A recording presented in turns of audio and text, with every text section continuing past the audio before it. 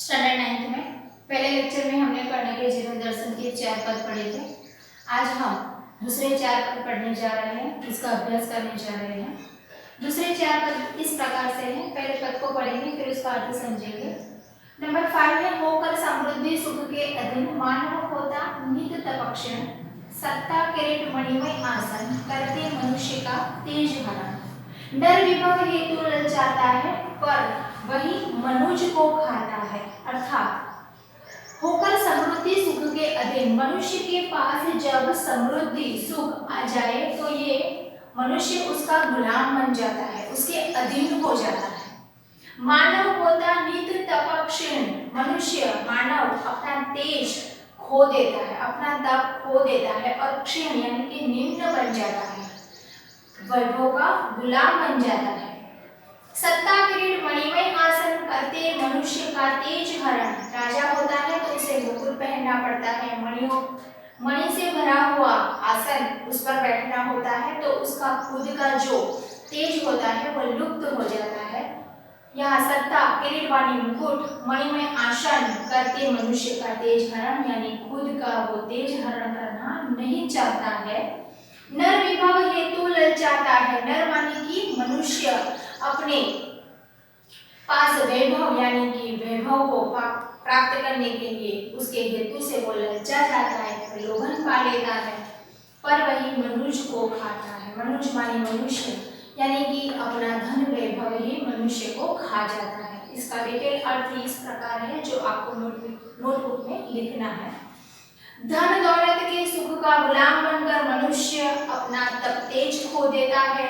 राजपद मुकुट मणियों से जुड़े सिंहासन मनुष्य के तेज को हर लेता है, लुप्त कर देता है, प्रभावहीन बन जाता है। जो उसकी पर्सनालिटी होती है वो अपने जो अलग अलग प्रकार के गहने मुकुट सिंहासन पर बैठता है तो अपना खुद का वो प्रभाव खो देता है और मनुष्य धन संपत्ति के ललचा जाता है। मनुष्य धन के पीछे वैभव के पीछे हमेशा भागता रहता है कि इससे ज्यादा मेरे पास धन हो।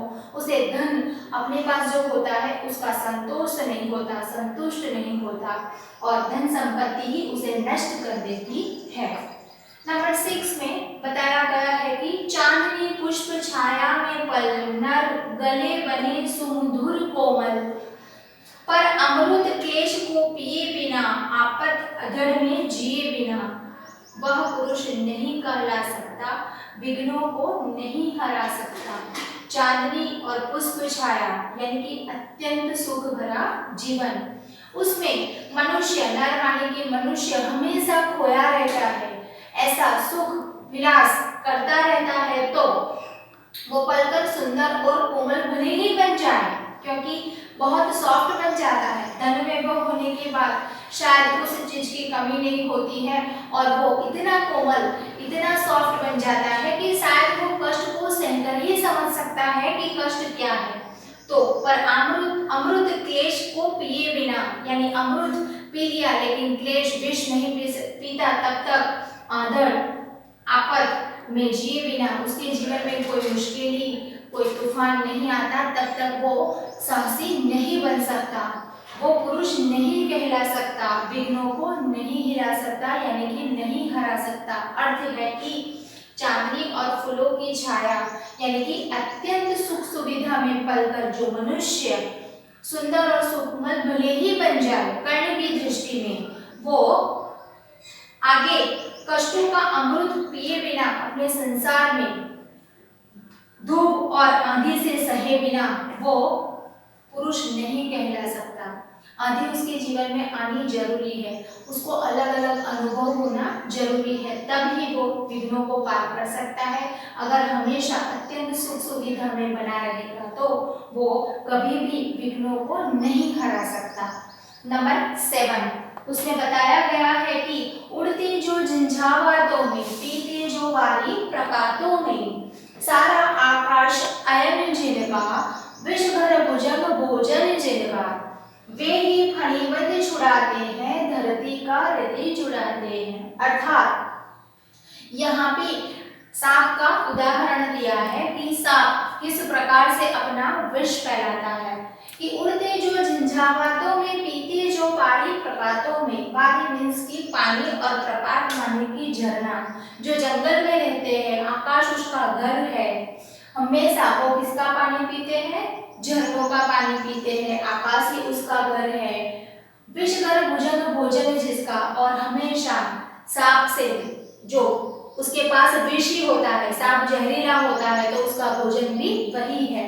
वे ही फणिबंध छुड़ाते हैं, यानी सांप जहर जहर को मारता है तो फणिबंध वही छुड़ाते हैं और धरती का हृदय जुड़ाते हैं। यानी धरती का हृदय जुड़ाना मतलब कि वो सिर्फ किसी के हृदय में कब रह सकते हैं? तो जो नाश करते हैं, दुश्मनों का नाश करना या ऐसी चीजों का नाश करना जो हमेशा दूसरों के लिए हितावह नहीं होती।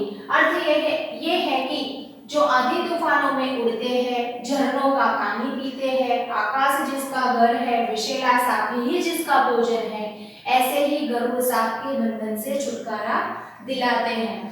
यानी सांप और गरुड़ क्या होते हैं? दुश्मन होते हैं और धरती के हृदय को शीतलता देते हैं। धरती की हृदय को शीतलता कब देंगे?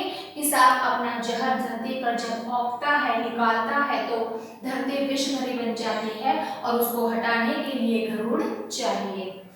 नंबर 1 पंक्ति में बताया गया है कि मैं गरुड़ कृष्ण, मैं पक्षीराज, सिर पर मुझे न चाहिए ताज, दुर्योधन पर है विपद घोर, सकता न किसी विष उसे छोड़, रण खेत पाटना है मुझको, अहीं पाश काटना है मुझको। अर्थात वो दुर्योधन के पक्ष में है।